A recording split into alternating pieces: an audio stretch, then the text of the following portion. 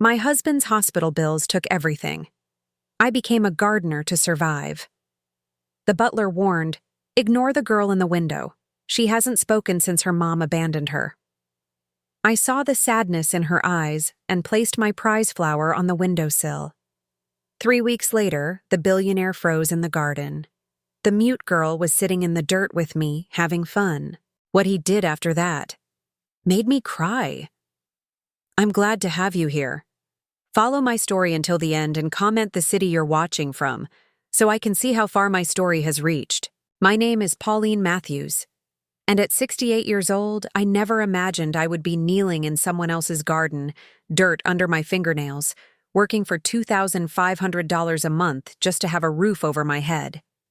But that's what happens when the love of your life fights cancer for 3 years and loses. That's what happens when the medical bills pile up to $350,000, and the insurance companies find every loophole to deny coverage. Conrad had been gone for 8 months when I finally accepted that our little house on Maple Street wasn't ours anymore. The bank had been patient, I'll give them that. They'd even seemed genuinely sorry when they handed me the foreclosure papers. But sorry doesn't pay mortgages, and my teacher's pension of $1,200 a month barely covered groceries, let alone the crushing debt that followed my husband's death like a shadow. The employment agency lady, a kind woman named Mrs. Henderson, had looked at me with those pitying eyes I'd grown to despise. "At your age, dear, with your circumstances, domestic positions are really your best option. Live-in positions provide housing, which eliminates your biggest expense." She'd said it gently, but the message was clear. At 68, recently widowed and financially ruined, I wasn't exactly a hot commodity in the job market. That's how I found myself driving my aging Honda Civic up the winding driveway of the Blackwood estate on a gray October morning. The mansion loomed ahead of me, all white columns and manicured perfection, making me feel smaller with each yard I traveled. I'd spent 40 years teaching elementary school, had owned my own home, had been respected in my community. Now I was about to become the help. The head groundskeeper, a weathered man named Thomas, met me at the service entrance. He looked me up and down with the expression of someone who'd seen too many desperate people come and go. "You're the new gardener," he said. It wasn't a question. "Mrs. Henderson said you have experience." I nodded, not trusting my voice. Experience was putting it kindly. I'd had a backyard garden that Conrad and I had tended together for 37 years. We'd grown tomatoes and roses, had even won a few ribbons at the county fair. But this was different. This was survival. "Follow me," Thomas said, leading me along a stone path that probably cost more than my annual salary. The Blackwoods are particular about their privacy. The main family lives in the house, of course. Mr. Richard Blackwood owns several technology companies, very successful. His wife, Victoria, is. Well, she's particular about things being done right. And there's the little girl, Sophie. She's 7. He paused at a fork in the path, and I noticed his expression soften slightly. "The butler, Mr. Carlyle, he'll give you the full briefing, but I'll tell you this now because it's important. You see that window up there? Second floor? The bay window with the blue cushions?" I followed his gaze to a large window where I could just make out a small figure sitting motionless, staring down at the gardens. "That's Sophie's room. She sits there most days just watching. Been like that for 3 years now. Ever since her mother left. Hasn't spoken a word since. Not one word. The doctors call it selective mutism, trauma-related. Mrs. Blackwood has tried everything. Therapists, specialists, even considered sending her to a residential facility. My heart clenched. I'd taught enough children to recognize the signs of deep hurt. The kind that burrows so deep it changes the very foundation of who you are. "The thing is," Thomas continued, lowering his voice, "Mr. Carlyle and I, we have an understanding with the family. We don't engage with Sophie. Mrs. Blackwood feels it's better that way. Less confusion for the child, she says.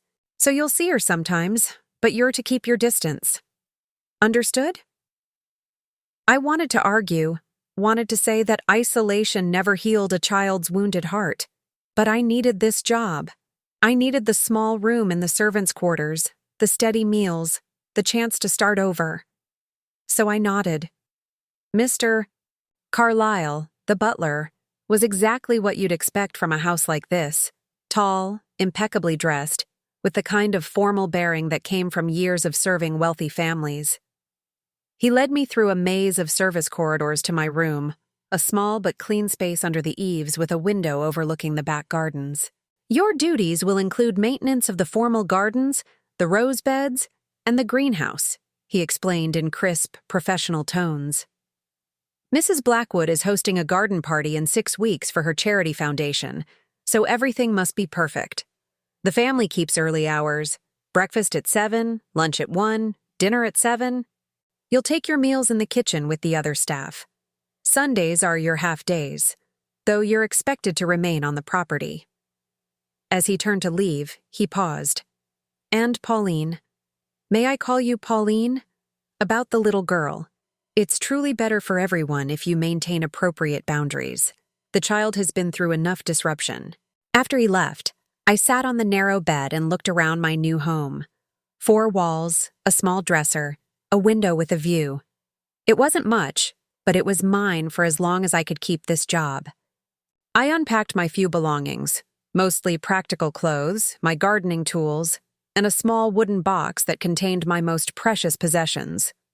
My wedding ring, which I still wore, a photo of Conrad and me on our honeymoon, and the small notebook where I'd kept track of our garden over the years, noting what thrived and what failed, what brought joy and what brought disappointment. At the bottom of the box, wrapped carefully in tissue paper, was my pride and joy, seeds from the rose I'd developed in our backyard. Conrad and I had spent 5 years cross-pollinating and selecting, until we'd created something unique. A deep red bloom with the hardiness to survive harsh winters and the fragrance to fill an entire yard. I'd planned to name it Conrad's Memory and enter it in competitions. Now it felt like all I had left of our life together. The next morning, I began my work in earnest. The Blackwood gardens were magnificent, I had to admit. Acres of formal hedges, flower beds that looked like they belonged in magazines, and a greenhouse that was better equipped than most nurseries. But there was something cold about it all, something too perfect, too controlled, like a museum exhibit rather than a living space. I was pruning the rose beds near the house when I felt eyes on me. I looked up to see Sophie at her window, her small face pale against the glass. She couldn't have weighed more than 50 pounds. All sharp angles and huge dark eyes. Her hair was dark like her father's, but her expression. There was an old sadness there that no 7-year-old should carry. Our eyes met for just a moment before she pulled back from the window, disappearing into the shadows of her room. But something in that brief connection stirred something in me I thought I'd lost. The teacher in me, maybe. The part that had always been drawn to the quiet ones. The children who carried their pain like a secret. That evening, after finishing my rounds in the greenhouse, I made a decision that would change everything. I took one of the Conrad's Memory seeds from my wooden box and planted it in a small pot, using soil I'd specially prepared with compost and nutrients. It was risky, the seed was precious, irreplaceable, but something told me it was important. For 2 weeks, I tended that small pot in secret, keeping it in a corner of the greenhouse where the family rarely ventured. I watched for the first green shoots, the way Conrad and I used to do together, holding our breath and hoping, and when the tiny plant finally pushed through the soil, I felt a spark of something I'd almost forgotten: hope. The plant grew quickly, stronger than I'd expected in this environment. Within a month, it had developed into a small but sturdy bush, and by early November, it produced its first bloom. The flower was perfect. Deep red petals with just a hint of pink at the edges, a fragrance that was both sweet and complex. Conrad would have been proud. That's when I made the decision that would set everything in motion. On a crisp November morning, when the household was busy with Blackwood's charity breakfast downstairs, I took my precious rose, the first and only bloom of Conrad's memory, and placed it carefully on Sophie's windowsill. I didn't leave a note, didn't try to get her attention. I simply set it there, in a small glass vase I'd found in the greenhouse, and walked away. But as I rounded the corner of the house, I couldn't resist looking back. Sophie was there at the window, her small hands pressed against the glass, staring down at the rose with an expression I couldn't quite read. For just a moment, our eyes met again. And this time, she didn't pull away. 3 weeks later, on a morning when the first snow was beginning to dust the perfectly manicured gardens, I was working near the back of the property when I heard something that made my heart stop. A small voice, barely above a whisper, coming from somewhere behind me. "Play with me." I turned slowly, and there she was. Sophie, standing at the edge of the formal garden in her small coat and boots, holding my rose in her hands like it was made of spun glass. She was looking directly at me, and though her voice was soft, her words were unmistakable. "Play with me," she said again, and this time there was something almost desperate in her tone. I stood frozen in the November morning light, my pruning shears forgotten in my hands, staring at this small girl who had just spoken her first words in 3 years. Sophie clutched my rose against her chest like a lifeline, her dark eyes fixed on mine with an intensity that took my breath away.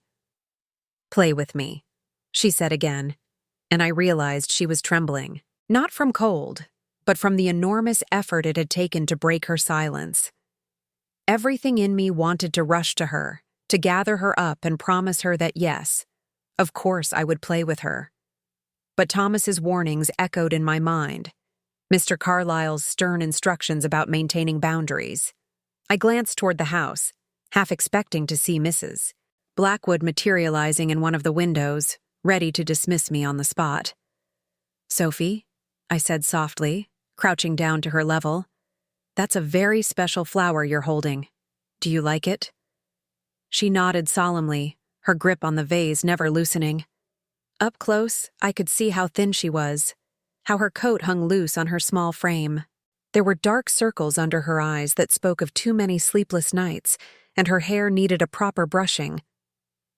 "My grandmother had roses," she whispered, her voice rusty from disuse.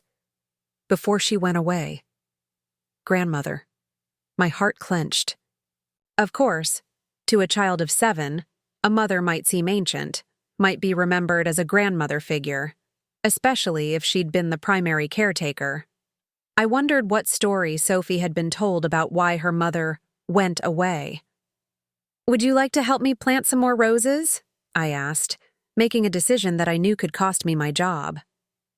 "I have a special place where they would grow very well." Her face lit up with the first genuine smile I'd seen from her. She nodded eagerly, and I found myself leading her toward the back corner of the property, where a small walled garden sat mostly forgotten. It had probably been a kitchen garden once, but now it was overgrown with weeds and brambles. "This will be our secret garden," I told her, pushing open the rusty gate. "Just yours and mine. Would you like that?" "Yes," she breathed, and the word carried all the longing of a child who had been holding her voice prisoner for far too long. We spent the next hour clearing a small patch of earth, Sophie working beside me with surprising determination. She was stronger than she looked, and clearly hungry for purpose, for connection. As we worked, she began to talk in halting whispers, about the roses she remembered, about a fountain that used to work, about hiding places where she and her grandmother used to play. "She had dark hair like yours," Sophie said suddenly, looking up at me with those penetrating eyes. "And she smelled like flowers, not like perfume. Mrs. Victoria always smells like perfume." Mrs. Victoria, not Mommy or even Victoria, but the formal address of someone who felt like a stranger in her own home. "Tell me about your grandmother," I said gently, continuing to weed the soil. Sophie was quiet for a long moment, her small hands working methodically to remove rocks from the dirt. She used to read to me, she finally said. Real books, not the ones Mrs. Victoria picks. And she would sing when she thought no one was listening. She had a music box with a dancing lady inside. A memory, not of a grandmother, but of her mother. I was certain now. The question was, what had really happened to her? And why was Sophie calling her grandmother? Do you miss her? I asked. The little girl's hand stilled, and when she looked up at me, her eyes were bright with unshed tears. She promised she'd come back, she whispered. She said she would never really leave me. But Mrs. Victoria says she was lying, that she got tired of taking care of me and wanted to go have adventures instead. My hands clenched involuntarily around the weeds I was pulling. What kind of person tells a child that her mother abandoned her because she was a burden? I forced my voice to remain steady. Sometimes grown-ups have to go away even when they don't want to. It doesn't mean they stopped loving us. Sophie nodded seriously, as if this was a concept she'd been wrestling with for years. That's what I think too. Mrs. Victoria gets angry when I say that, though. She says I'm being silly and that I need to accept reality. We worked in comfortable silence after that, and I found myself studying this remarkable child who had been carrying such a heavy emotional burden alone. There was an intelligence in her eyes that reminded me of my brightest students, the ones who saw more than adults realized, who understood the world in ways that both impressed and worried me.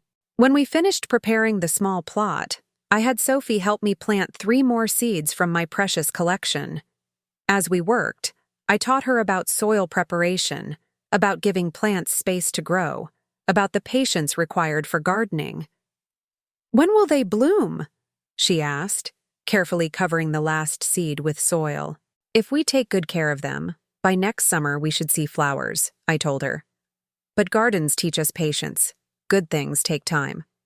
She nodded solemnly, then looked up at me with an expression far too mature for her 7 years. Mrs. Pauline, will you still be here next summer?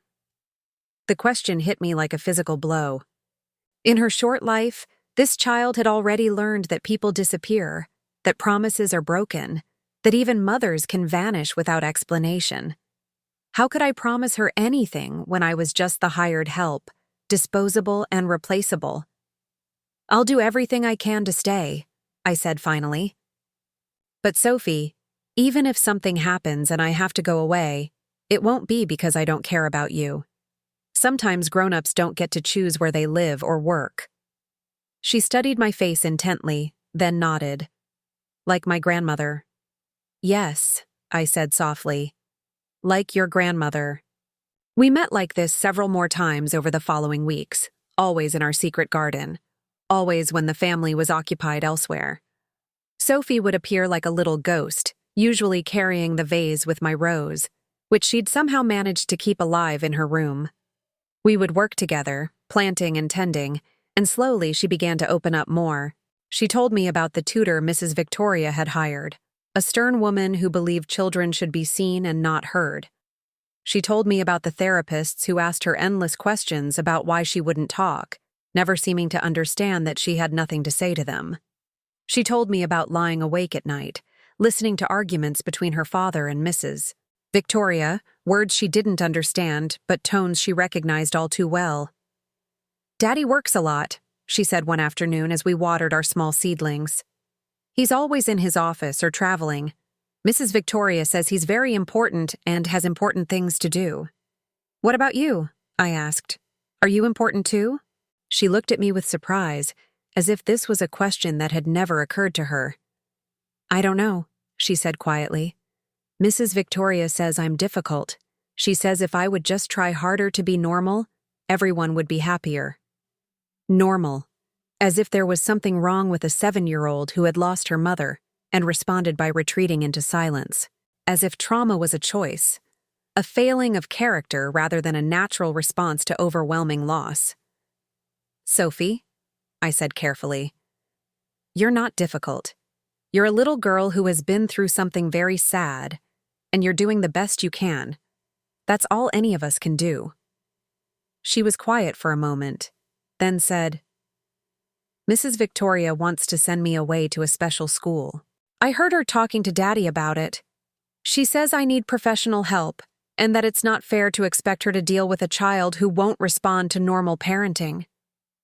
My blood ran cold. A special school, an institution. I'd seen too many children over the years who had been sent away when they became inconvenient, labeled as problems rather than treated as human beings who needed extra care and patience. "When did you hear this?" I asked, trying to keep my voice casual. "Last week. They were in Daddy's office after dinner. Mrs. Victoria was crying and saying she's tried everything, but I make her nervous and she can't bond with me the way she should. She said maybe if I was somewhere with people who specialize in troubled children, I might finally start talking to the right people." Troubled children.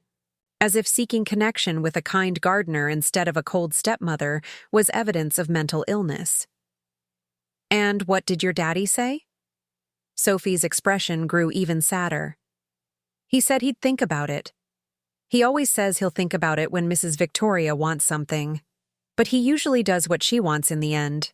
That night, I lay awake in my small room, staring at the ceiling and trying to figure out what to do with the information Sophie had shared.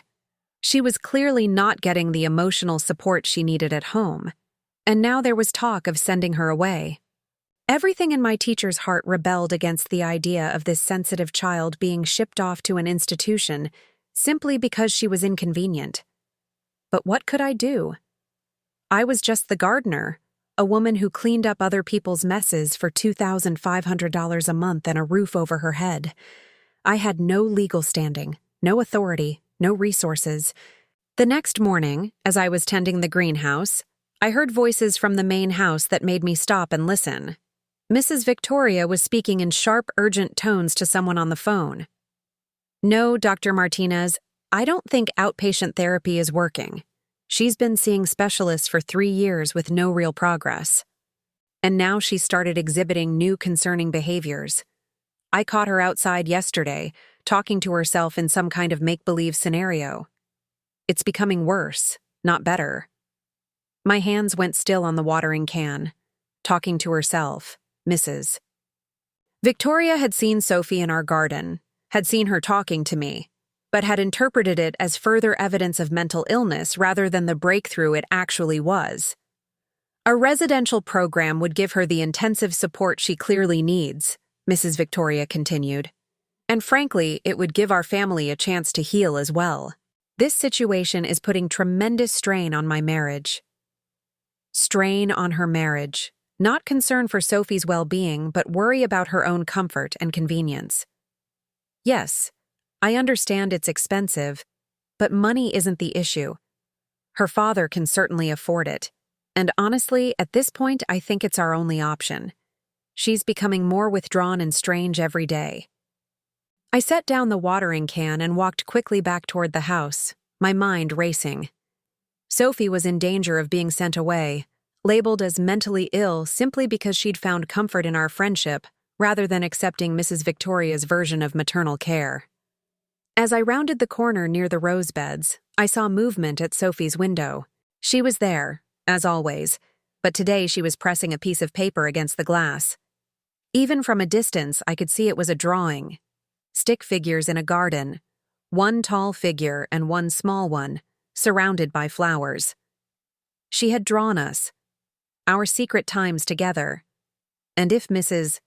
Victoria found that drawing, if she understood what it meant, Sophie would be taken away faster than either of us could imagine. I had to find a way to protect this child, even if it meant risking everything I'd built here.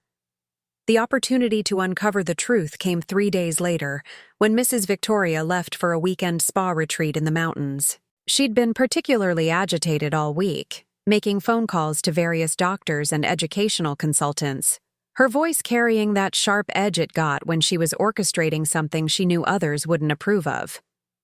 "I need this time to recharge," she announced at breakfast, though her words were directed more at Mr. Carlyle than at her husband or stepdaughter. "The stress of Sophie's condition has been overwhelming. Dr. Martinez thinks some distance will help me gain perspective on our next steps." Richard barely looked up from his newspaper. Of course, darling. Take all the time you need. Sophie, picking at her scrambled eggs, said nothing. But I noticed how her shoulders relaxed just slightly when the front door closed behind Victoria's departing figure.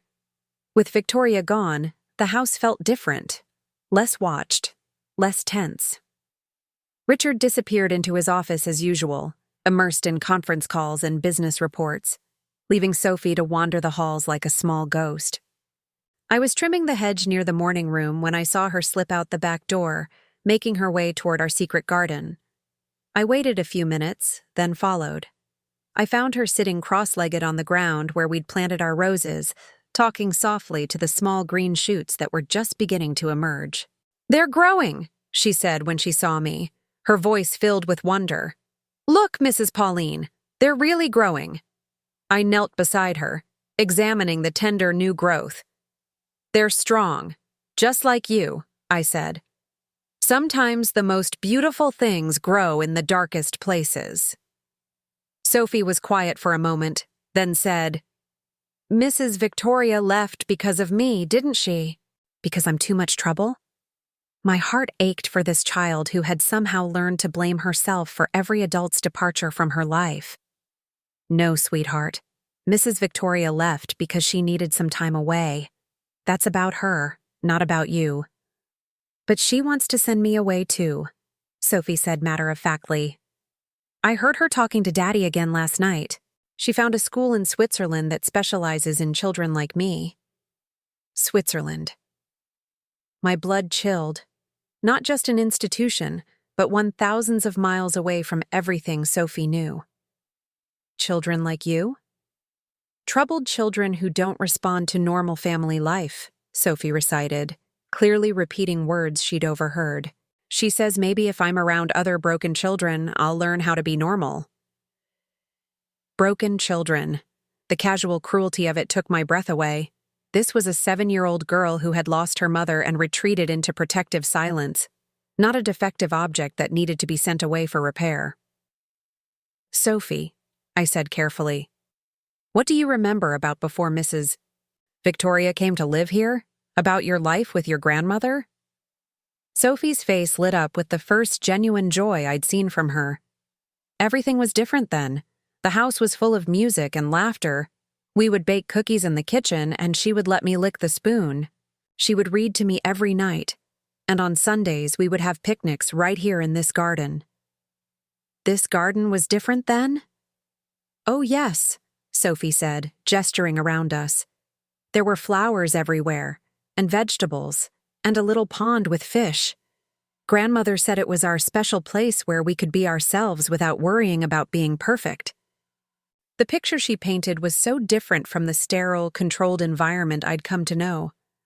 A home where a child was allowed to be a child, where joy and spontaneity were welcomed rather than suppressed. "What happened to change everything?" I asked gently. Sophie's expression grew somber. Grandmother got sick, very sick.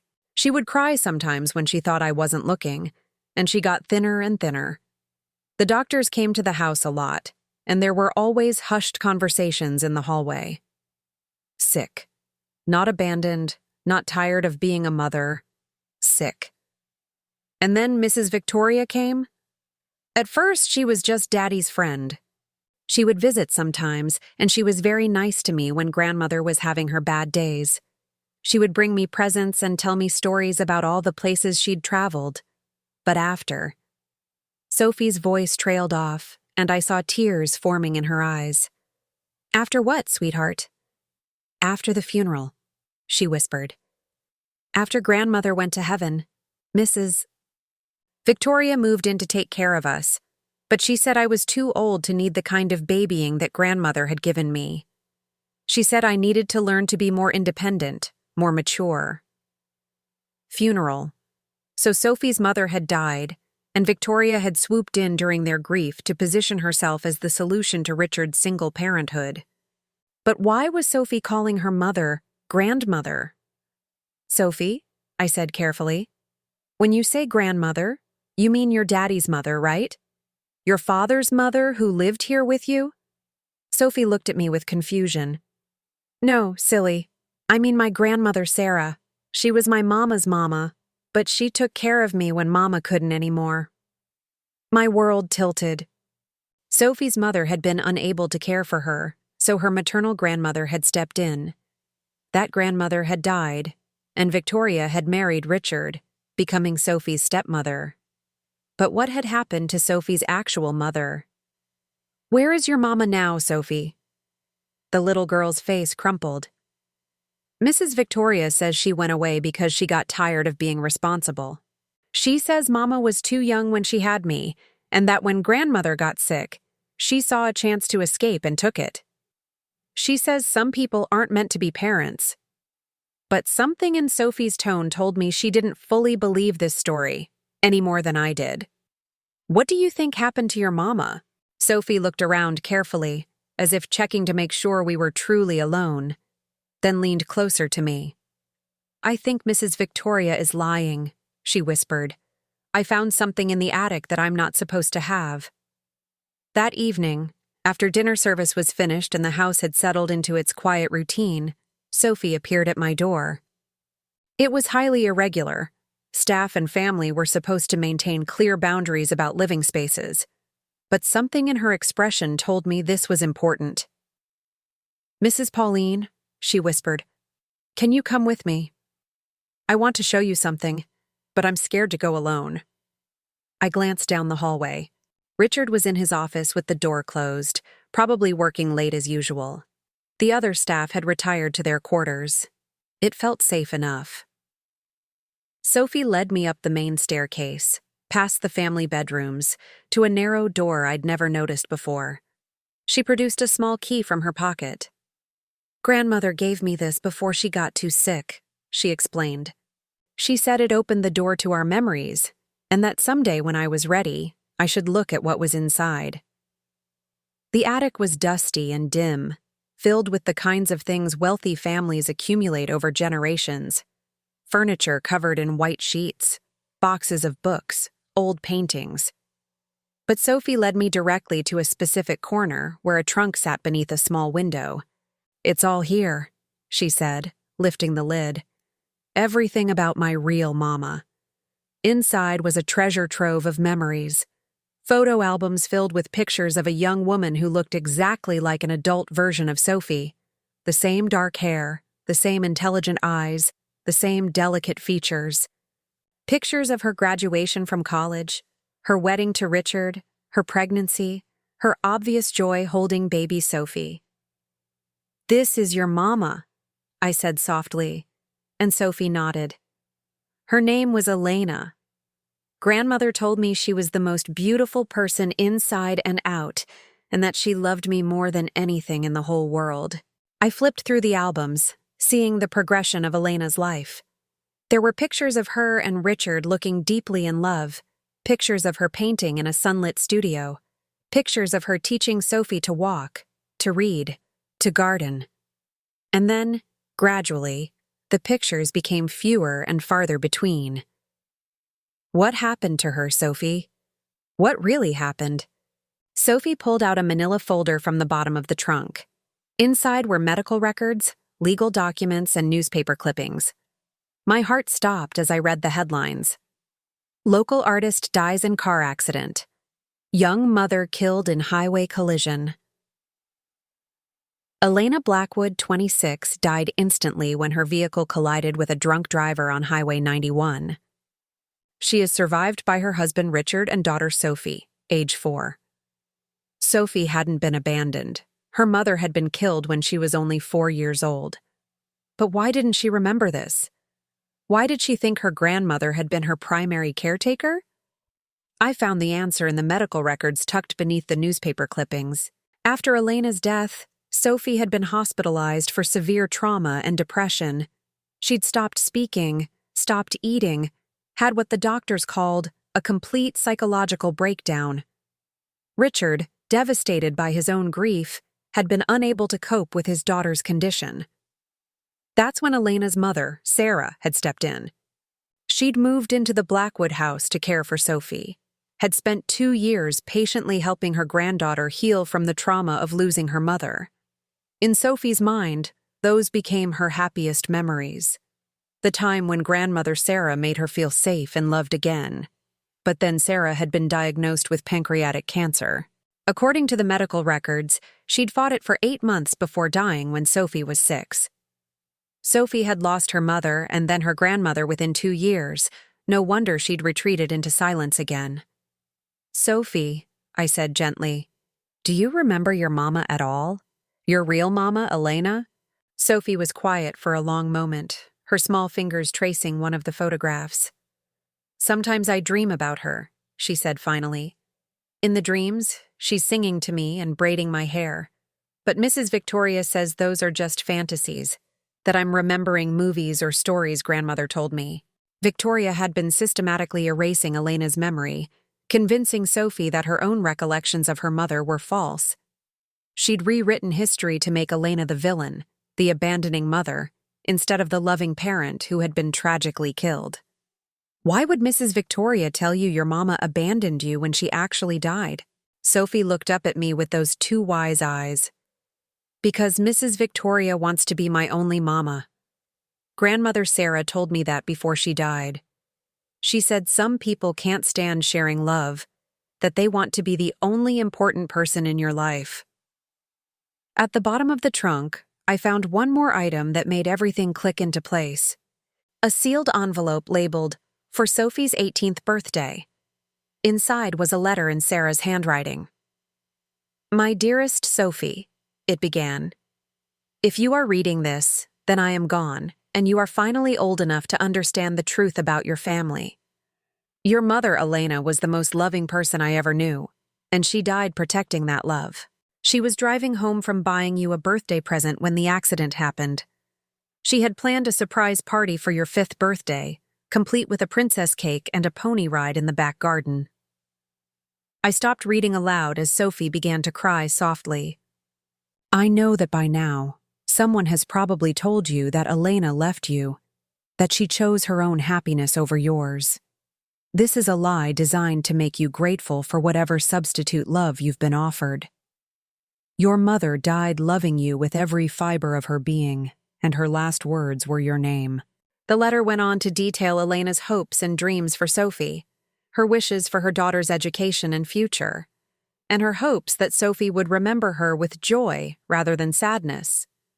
"Most importantly," the letter concluded, "never let anyone convince you that you are difficult, broken, or unworthy of love. Your mother fought for you every day of her life, and I fought for you every day of mine. Now you must fight for yourself." Sophie looked up at me with tears streaming down her face.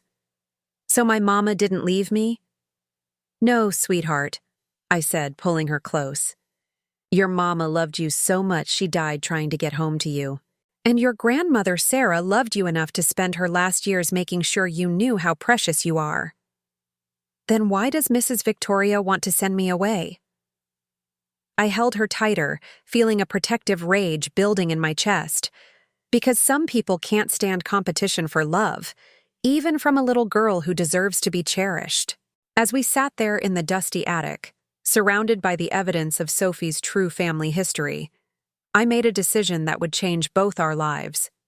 Victoria might have the legal right to make decisions about Sophie's future, but she didn't have the moral right to erase this child's identity and ship her off to an institution. Sophie deserved to know who she really was, where she came from, and how deeply she had been loved. And I was going to make sure she got the chance to fight for herself, just as her mother and grandmother had fought for her. The only question was how to do it, without losing the position that allowed me to protect her in the first place. Victoria returned from her spa weekend like a storm front moving in, all sharp energy and barely contained fury. I could feel the change in the house's atmosphere the moment her car pulled into the circular driveway on Monday morning. Even the other staff members seemed to sense it, moving more quietly, keeping their heads down as they went about their duties. I was in the greenhouse, tending to the seedlings I'd started for the spring garden, when Mr. Carlyle appeared in the doorway. His usually composed expression carried a hint of worry that made my stomach clench. Mrs. Blackwood would like to see you in the morning room, he said formally. Immediately. The morning room was Victoria's domain, all pale yellow silk and delicate antiques, the kind of space that made you afraid to breathe too heavily, lest you disturb something worth more than my annual salary. Victoria stood with her back to me, looking out the tall windows toward the gardens, her posture rigid with barely controlled anger. "Close the door, Pauline," she said without turning around. I did as instructed, my heart beginning to race. Something in her tone told me this conversation had been building since the moment she left for her retreat. "How long have you been talking to Sophie?" The question was direct, delivered with surgical precision. No preamble, no polite small talk. Victoria had done her homework while she was away, had probably spent hours planning exactly how to handle this situation. "I'm not sure what you mean, Mrs. Blackwood," I said carefully. She turned then, and I saw something in her eyes that chilled me to the bone. Not anger exactly, but something colder, more calculating. "Don't lie to me," she said, her voice deadly quiet. "I've been watching. I've been paying attention. And I've been asking questions." She moved to the small writing desk in the corner and picked up a manila folder. "Mrs. Henderson at the employment agency was very helpful. She told me all about your circumstances, the dead husband, the medical debts, the foreclosure. Quite tragic, really. A woman your age, reduced to manual labor just to keep a roof over her head." My throat went dry. She'd been investigating me, building a profile of my vulnerabilities. "She also mentioned how grateful you were for this position, how you promised you'd do anything to keep it. I found that particularly interesting, given your recent boundary issues." Victoria opened the folder and pulled out a series of photographs. My blood turned to ice as I recognized them. Pictures of me and Sophie in our secret garden, working side by side, talking, laughing. Someone had been watching us, documenting our interactions. "Thomas has been very observant," Victoria said, noting my expression. "I asked him to keep an eye on the family's welfare while I was away." Imagine my surprise when he reported that the new gardener had been conducting unauthorized interactions with my stepdaughter. Thomas. The man who had warned me to stay away from Sophie, who had seemed genuinely concerned about maintaining proper boundaries. He'd been reporting to Victoria all along. "Mrs. Blackwood," I began, but she cut me off with a sharp gesture. "Do you have any idea what you've done?" she asked, her voice rising slightly. "Sophie has been making progress with her therapist, finally starting to accept her new family structure. And then you come along with your flowers and your grandmother act, and suddenly she's talking again, but only to you. Do you understand how that undermines everything we've been working toward? Progress. As if convincing a grieving child that her mother had abandoned her was therapeutic progress. I never meant to interfere with Sophie's treatment," I said carefully. "I was just trying to be kind to a child who seemed lonely."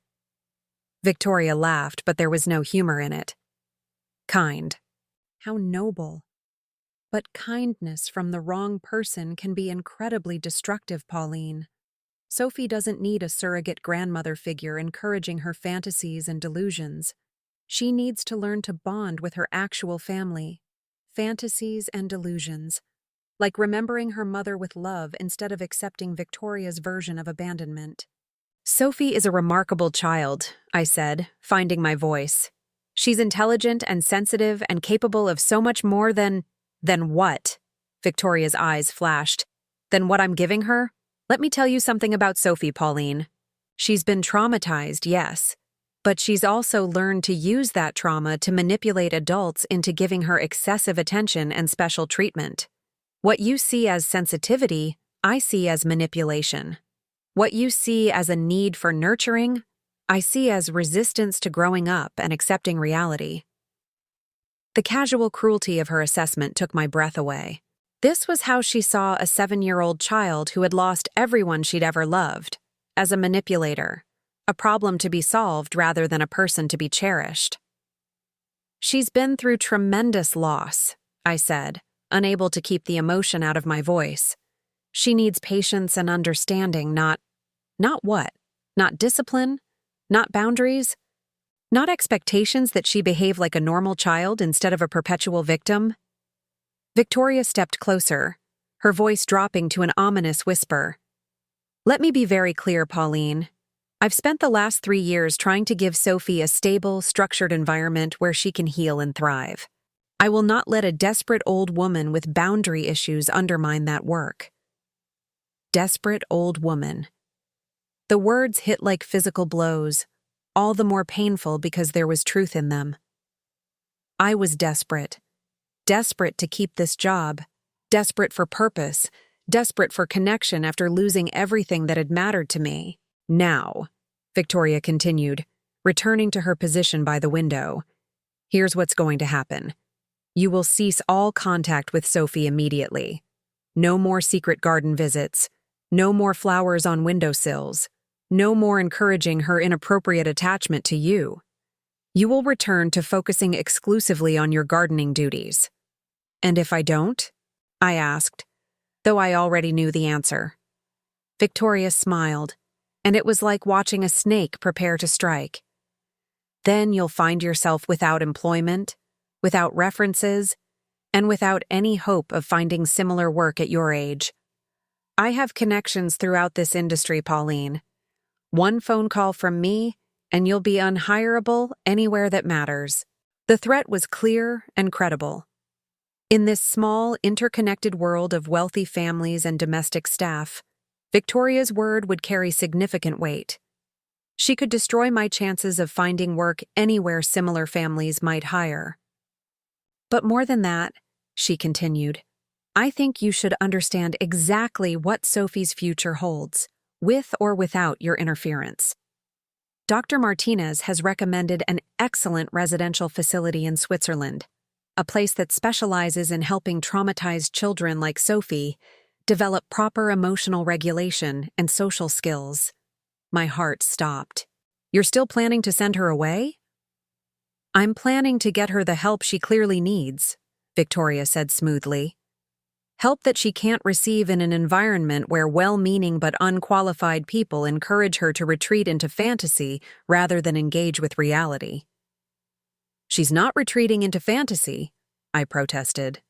She's a little girl who's found someone who listens to her, who treats her with respect, who feeds her delusions about her past and enables her refusal to bond with her actual family, Victoria interrupted. Do you know what Sophie told Dr. Martinez last week? She said she'd found a new grandmother who understood her better than anyone in her real family. She said this new grandmother made her feel safe in a way she hadn't felt since the old grandmother died. The way Victoria said old grandmother made it clear she was talking about Sarah, Elena's mother. She was using Sophie's attachment to me as evidence of mental instability rather than recognizing it as a sign of healing. Dr. Martinez was quite concerned, Victoria continued. He said it indicated that Sophie is still unable to distinguish between appropriate and inappropriate relationships, that she's seeking parental figures outside her family unit rather than learning to accept the love and guidance available within it. Maybe she seeks connection outside her family because she doesn't feel truly accepted within it, I said, my anger finally overcoming my caution. Victoria's expression went deadly cold. Excuse me? I knew I was crossing a line that could cost me everything, but I couldn't stop myself. This woman was planning to send Sophie away, based on twisted interpretations of normal childhood behavior, and I couldn't stand by and watch it happen. Sophie is a bright, loving child who has endured tremendous loss, I said, my voice stronger than I felt. She doesn't need to be shipped off to an institution. She needs to be in a home where she feels valued and understood. And you think you understand her better than her own family? Victoria's voice was dangerously quiet. I think I understand what it feels like to lose everything you love and have to start over, I said. I think I understand what it means to be dismissed as inconvenient by people who should care about your well-being. The silence that followed was electric with tension. Victoria stared at me for a long moment, and I could practically see her recalculating, deciding how to handle this unexpected defiance from someone who was supposed to be grateful and compliant. "You know what I think, Pauline," she said finally. "I think you're projecting your own issues onto Sophie. I think you see a motherless child and imagine you can fill that role, can find purpose and meaning in playing savior to someone else's family. But Sophie doesn't need saving. She needs professional help and a stable family environment." She moved to the door, then turned back to face me. "You have 24 hours to decide whether you want to keep this job or continue interfering with Sophie's treatment. If I see you speaking to her, if I catch you encouraging her fantasies about the past, if you give her so much as a flower, I will have you removed from this property immediately." "And Sophie?" I asked. "What happens to her?" Victoria's smile was triumphant. "Sophie will be enrolled at the Meadowbrook Institute in Switzerland within the month. It's a lovely place, very structured, very therapeutic. She'll learn to interact appropriately with authority figures and to form healthy attachments with qualified professionals rather than random staff members." She paused in the doorway. "Oh, and Pauline? In case you're thinking of discussing any of this with Richard, I should mention that he's already signed the preliminary enrollment papers. He agrees that Sophie needs more intensive help than we can provide at home, especially given her recent regression into inappropriate behaviors." Richard had already agreed. Sophie's fate was sealed, and there was nothing I could do to stop it. Nothing except risk everything I had left in a battle I couldn't possibly win. After Victoria left, I sat alone in the morning room, my hands shaking as the full weight of her threat settled over me. In 24 hours, I would have to choose between my own survival and Sophie's well-being. I could keep my job, my security, my small safe place in the world by abandoning a 7-year-old child who trusted me. Or I could fight for her and lose everything: my position, my home, my hope of ever finding similar work again. But as I sat there, I remembered Sophie's face when she'd shown me the photographs of her mother, the wonder in her voice when she'd talked about Elena's love for her. I remembered her small hands carefully tending our rose seedlings, her whispered confessions about lying awake listening to arguments about her future, and I realized that some things were worth losing everything for. The question was whether I had the courage to risk it all for a child who wasn't even mine. I didn't sleep that night. I lay in my small bed under the eaves, staring at the ceiling and wrestling with a decision that would determine not just my future, but Sophie's as well. Outside my window, storm clouds gathered, matching the turmoil in my heart. By morning, I had made my choice. I found Sophie in her usual place at the bay window, still in her nightgown, staring out at the rain-soaked gardens. She looked smaller than ever, more fragile, as if she sensed that something fundamental was about to change in her already unstable world. I tapped lightly on her bedroom door, knowing I was violating every boundary Victoria had set, risking everything I'd worked to build here. Sophie turned, and when she saw me, her face lit up with a smile that broke my heart. "Mrs. Pauline," she whispered, glancing nervously toward the hallway. "Mrs. Victoria said I'm not supposed to talk to you anymore." "I know, sweetheart," I said softly, stepping into her room and closing the door behind me. "That's why I need to talk to you now, before things change."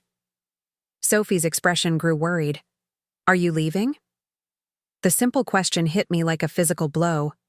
In her short life, everyone she'd ever loved had left.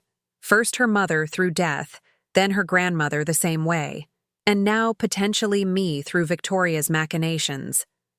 How could I explain to a 7-year-old that sometimes fighting for someone means risking your ability to stay with them? "Sophie," I said, kneeling down so we were at eye level, "I need you to understand something very important. No matter what happens, no matter what anyone tells you, you are not broken. You are not difficult. You are not a problem that needs to be fixed." Her eyes filled with tears. "But Mrs. Victoria says—" "Mrs. Victoria is wrong," I said firmly. "She's telling you things that aren't true because it makes her feel better about the choices she's making. But you need to know who you really are." I pulled from my apron pocket the small photo I'd taken from the attic, one of Elena holding baby Sophie, both of them radiating joy and love. "This is your mama, Sophie. Your real mama, Elena. She didn't leave you because she stopped loving you. She died in a car accident when you were 4 years old, and her last words were your name." Sophie took the photograph with trembling hands, studying Elena's face with desperate intensity. "I remember her," she whispered. "I remember her singing to me." "Those aren't fantasies or dreams," I told her. "Those are real memories of a mother who loved you with everything she had. And your grandmother Sarah loved you too. She fought for you until the very end." "Then why does Mrs. Victoria want to send me away?" I took a deep breath, knowing I was about to say words that could never be taken back. "Because some people can't stand sharing love. Because she wants to be the only important person in your daddy's life, and you remind him every day that he had a different life before her, a life where Elena was the center of his world." Sophie studied the photograph for a long moment, then looked up at me with those wise, dark eyes that had seen too much for someone so young. "What's going to happen to me?" Before I could answer, the bedroom door burst open. Victoria stood there in her silk robe, her face twisted with fury that she didn't even try to hide. "What the hell do you think you're doing?" she hissed, stepping into the room like a predator cornering its prey. Sophie immediately shrank back against her window seat, clutching the photograph to her chest. I stood slowly, placing myself between Victoria and the little girl. "I'm telling Sophie the truth about her family," I said, my voice steadier than I felt.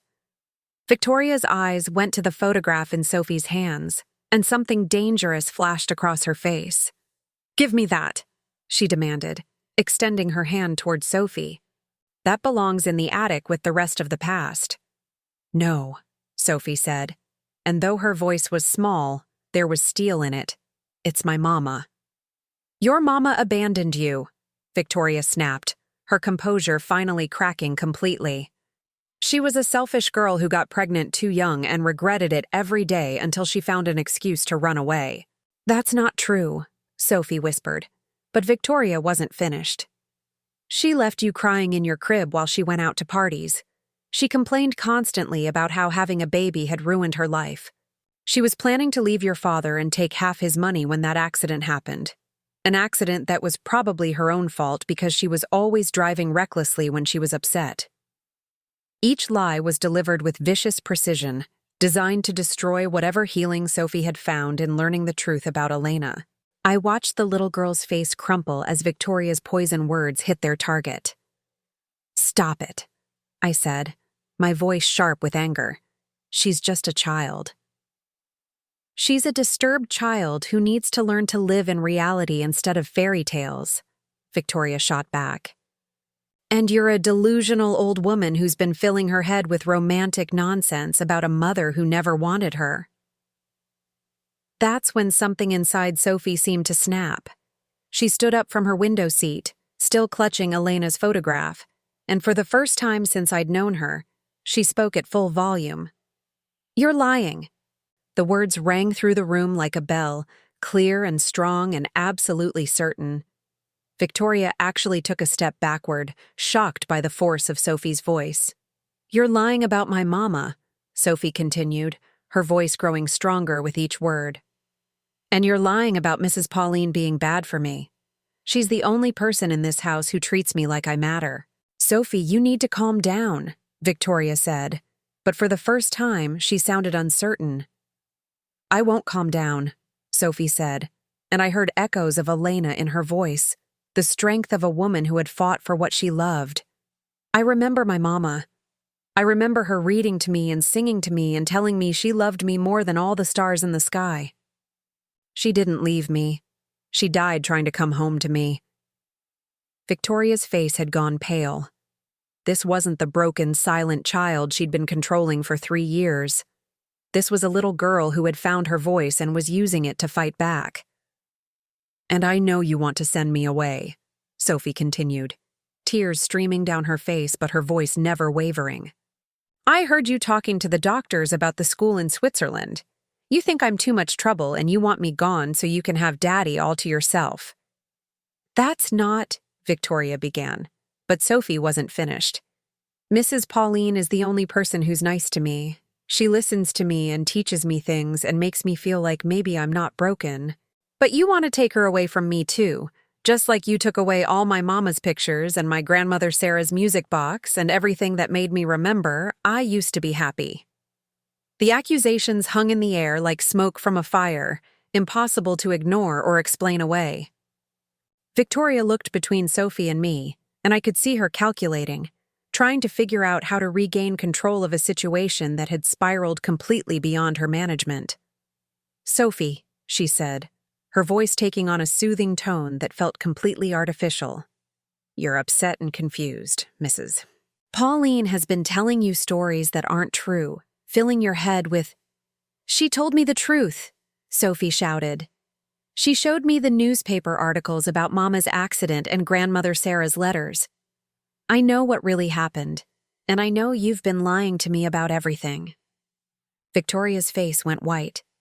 The careful narrative she'd constructed, the version of events where Elena was the villain and she was the savior, had been completely dismantled by a 7-year-old child armed with facts. "Where did you get newspaper articles?" Victoria asked, her voice dangerously quiet. "From the attic," Sophie said proudly. "From Grandmother Sarah's trunk that you told me was just old junk. But it's not junk. It's my family's real story." The sound of footsteps in the hallway made us all freeze. Richard appeared in the doorway, still in his pajamas and robe, his hair disheveled from sleep. He looked around the room, at Victoria's pale, furious face, at my defiant stance, at Sophie clutching the photograph, and his expression showed complete bewilderment. "What's going on?" he asked. "I heard shouting." Victoria immediately moved toward him, her demeanor shifting into the role of concerned stepmother. "Richard, darling, I'm so sorry we woke you. I found Mrs. Pauline in Sophie's room, showing her inappropriate materials and upsetting her with stories about—" "Daddy!" Sophie interrupted, her voice carrying across the room with startling clarity. "Daddy, look!" She held up the photograph of Elena, and Richard's face went through a series of emotions: surprise, pain, longing, and something that might have been guilt. "Sophie," he said softly, "where did you get that?" "From Mama's trunk in the attic," Sophie said, walking toward him with more confidence than I'd ever seen her display. "Mrs. Pauline helped me understand that Mama didn't leave me. She died in a car accident, didn't she, Daddy? She died trying to come home to me." Richard's composure cracked completely. I watched as this powerful man, this CEO who commanded boardrooms and controlled millions of dollars, was undone by his 7-year-old daughter speaking her mother's name with love instead of resentment. "Yes," he whispered, his voice breaking. "Yes, sweetheart. She died trying to come home to you. She was buying you a birthday present when it happened." "I knew it," Sophie said, her voice filled with triumph and pain in equal measure. "I knew Mrs. Victoria was lying when she said Mama got tired of me." Richard's eyes went to Victoria, and for the first time, I saw him really look at his wife, not as the solution to his parenting problems, not as the woman who had rescued him from single fatherhood, but as the person who had systematically erased his first wife's memory and convinced his daughter that she'd been abandoned. "Victoria," he said, his voice carefully controlled, "we need to talk." But Victoria wasn't ready to surrender. She'd spent 3 years building this version of reality, and she wasn't going to let it crumble without a fight. "Richard, you have to understand," she said, moving closer to him. "I was trying to help Sophie move on. The therapists all said it would be easier for her to process if she understood that Elena had made a choice to leave rather than being a victim of random tragedy. It gives her some sense of control. No therapist would recommend lying to a child about her mother's death," Richard said, his voice growing cold. "And Mrs. Victoria wants to send me away," Sophie added, as if she sensed this might be her only chance to be heard. To a school in Switzerland where I'll have to live with strangers who don't know anything about Mama or Grandmother Sarah or our garden. Richard turned to stare at Victoria. What is she talking about? The Meadowbrook Institute, Victoria said quickly. We discussed this, Richard. Dr. Martinez recommended residential treatment for Sophie's attachment issues and… I never agreed to send Sophie to Switzerland, Richard said, his voice rising. I agreed to consider additional therapy options, not to ship my daughter off to another continent. You signed the preliminary papers, Victoria protested. Just last week you signed… I signed papers for a local consultation with a family therapist, Richard said, and now I could see real anger building in his expression. Not enrollment forms for a residential facility. The implications hung heavy in the air. Victoria had been forging documents, manipulating situations, orchestrating Sophie's removal from the house through deception and lies. The perfect stepmother facade had finally cracked completely, revealing the calculating woman underneath. Sophie, still holding her mother's photograph, looked up at her father with hope shining in her dark eyes. Daddy, can Mrs. Pauline stay? She's teaching me about gardens, and she listens to me, and she helped me remember that I used to be happy. Richard looked at me then, really seeing me for the first time since I'd arrived at his house. Is it true what Sophie's saying? About the trunk in the attic? Yes, I said simply. Elena's mother saved everything: photographs, medical records, newspaper clippings, letters. Sophie deserved to know the truth about her family. And Victoria told her that Elena had abandoned her? Among other things, I said, glancing at Victoria's increasingly desperate face. Richard was quiet for a long moment, processing the magnitude of what had been done to his daughter in the name of her own good. When he spoke again, his voice was deadly calm. Victoria, I think you should pack your things. 6 months later, I stood in what had once been Victoria's morning room, now transformed into a bright, comfortable space where Sophie did her homework, and I planned the seasonal garden rotations. The pale yellow silk had been replaced with warm earth tones, and the delicate antiques had given way to sturdy furniture that could withstand the presence of a child who was finally allowed to be herself. Sophie sat at the large oak table we'd chosen together, carefully sketching plans for the memorial garden we were creating in Elena's honor. At 8 years old now, she had grown 3 inches and gained 12 pounds, her face filled out with the healthy roundness that comes when a child feels safe and loved. More importantly, she chattered almost constantly, making up for 3 years of enforced silence with questions, stories, observations, and the endless commentary that flows from a curious, engaged mind. Mrs. Pauline, she said, looking up from her drawing, do you think Mama would like the fountain we're planning? I want to make sure the water sounds happy, not sad. I think your Mama would love anything that makes you happy, I replied, settling into the chair beside her to examine her sketch. She had inherited Elena's artistic eye. The garden design was both beautiful and practical, with winding paths that led to quiet sitting areas and flower beds arranged to provide color and fragrance throughout the seasons. The transformation hadn't been immediate or easy. After Richard had asked Victoria to leave, a request that had turned into a legal battle that lasted 3 months, Sophie had gone through what her new therapist called delayed grief processing. Years of suppressed emotions had come pouring out in waves of anger, sadness, confusion, and fear. There had been nightmares, tantrums, and days when she could barely speak at all. But there had also been breakthroughs. The day she'd asked if she could call me Grandma Pauline instead of Mrs. Pauline. The afternoon when she'd found a music box in Elena's trunk and spent hours learning to wind it and dance to the tinkling melody.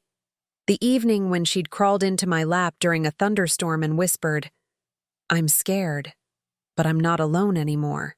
Richard, too, had undergone his own transformation.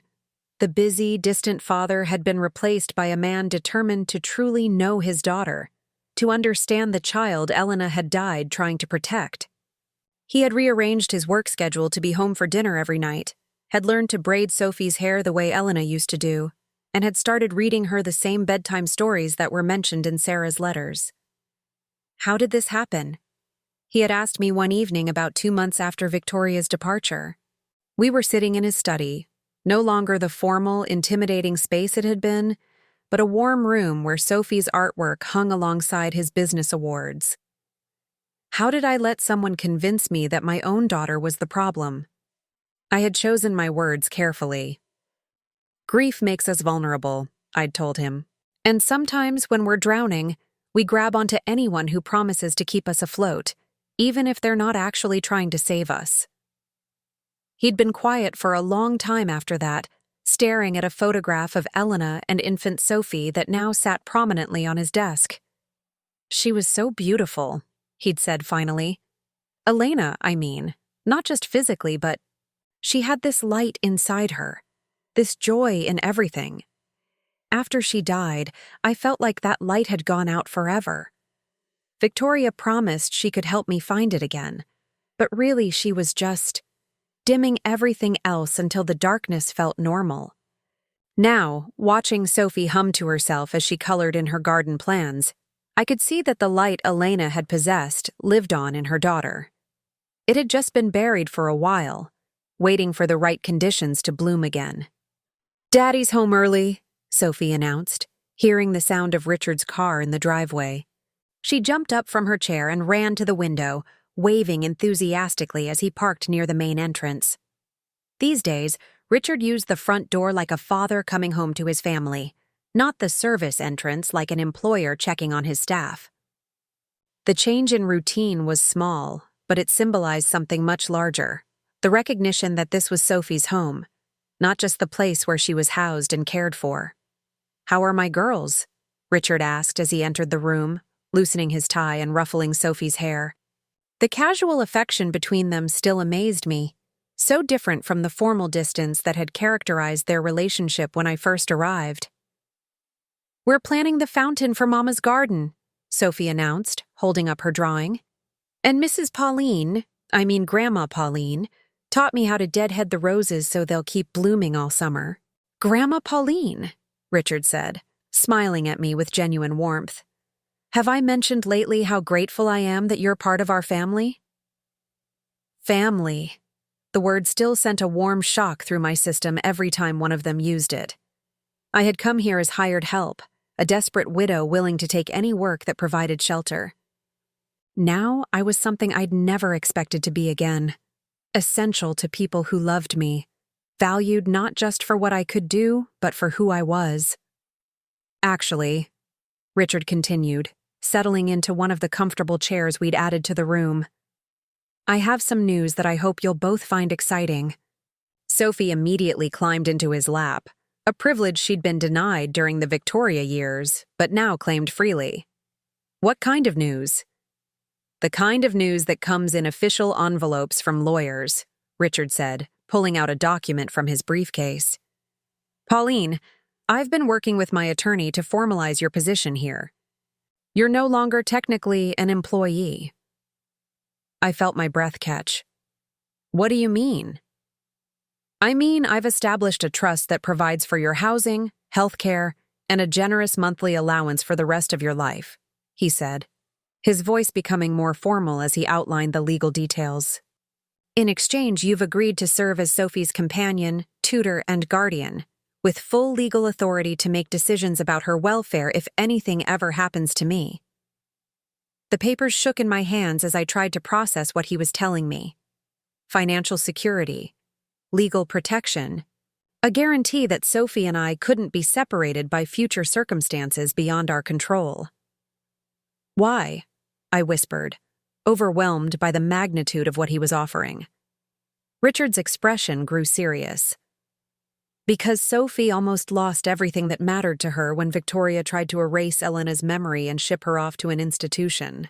Because I almost lost my daughter by trusting someone who saw her as an obstacle rather than a treasure. Because you fought for her when I was too blind to see what was happening." He paused, his arms tightening around Sophie as if he still couldn't quite believe she was safe and happy in his embrace. "And because Elena would have wanted this," he continued softly, She would have wanted Sophie to have a grandmother figure who cherishes her, who preserves her memories, who helps her grow into the amazing person she's meant to become. You've given Sophie back her voice, her confidence, her sense of belonging in the world. I can never repay that, but I can make sure you never have to worry about losing each other again. I wiped tears from my eyes, thinking about the journey that had brought me here. The devastating loss of Conrad, the financial ruin that had forced me to take a job I'd never imagined needing, the risk I'd taken in defying Victoria to protect a child who wasn't mine by blood, but had become mine by choice. "There's something else," Richard said, his tone becoming lighter. "Sophie has a request to make." Sophie wiggled in his lap, suddenly shy but determined. "Grandma Pauline," she said, using the name that still made my heart skip. "Would you help me plant Mama's roses in the memorial garden? I want to use the seeds from Conrad's memory, the ones you brought from your old house." Conrad's memory. The roses I'd developed with my husband, the ones I'd thought were lost forever when we lost our home. I'd brought a few precious seeds here, had planted one as an offering to a lonely child at a window, and now that child wanted to use them to honor her own lost parent. "I think," I said, my voice thick with emotion, "that Conrad would be honored to have his roses growing in Elena's memory garden. And I think your mama would love knowing that something beautiful came from all of our losses." Sophie beamed and slid down from her father's lap to throw her arms around me. "I love you, Grandma Pauline," she whispered against my shoulder. "Thank you for helping me remember how to be happy." As I held this precious child who had saved me as much as I'd saved her, I thought about the mysterious ways life weaves together, threads of loss and hope, ending and beginning, family lost and family found. I'd come to the Blackwood estate as a broken woman with nothing left to lose. I was staying as a grandmother, a guardian, a cherished member of a family that had been shattered but was slowly healing itself back together. That evening, as the three of us worked together in our memorial garden, planting Conrad's memory roses in soil that would nurture Elena's legacy, I felt the presence of the people we'd lost and the promise of the life we were building together. Sophie chattered constantly as she worked, her voice a melody of questions and discoveries and plans for the future. Richard listened with the attention of a father who had learned never to take his daughter's words for granted. And I dug my hands into the rich earth, feeling the satisfaction of knowing that some wounds, given enough time and care and love, can become the foundation for something even more beautiful than what was lost. The roses would bloom next summer, hardy and fragrant and lasting. Like the new family we'd created from the broken pieces of our old lives. Like the love that had grown from the simple act of leaving a flower on a lonely child's windowsill. Like the courage Sophie had found to speak her truth and claim her place in the world. As the sun set over the gardens I now tended not as an employee but as a family member, I finally understood that some gifts come disguised as losses, and some families are built not from blood, but from choice, determination, and the revolutionary act of seeing a child's worth even when others have decided she's expendable. Sophie would grow up knowing she was loved, knowing her mother's story, knowing that she had a grandmother who would fight for her future no matter what obstacles arose. And I would grow old knowing that my own losses had led me to this second chance at family, this opportunity to nurture and protect and guide a remarkable little girl into becoming the woman her mother had dreamed she could be. It was, I thought, as Sophie's laughter rang across the garden, the most beautiful ending I could have imagined. Now I'm curious about you who listened to my story. What would you do if you were in my place? Have you ever been through something similar? Comment below. And meanwhile, I'm leaving on the final screen 2 other stories that are channel favorites, and they will definitely surprise you. Thank you for watching until here.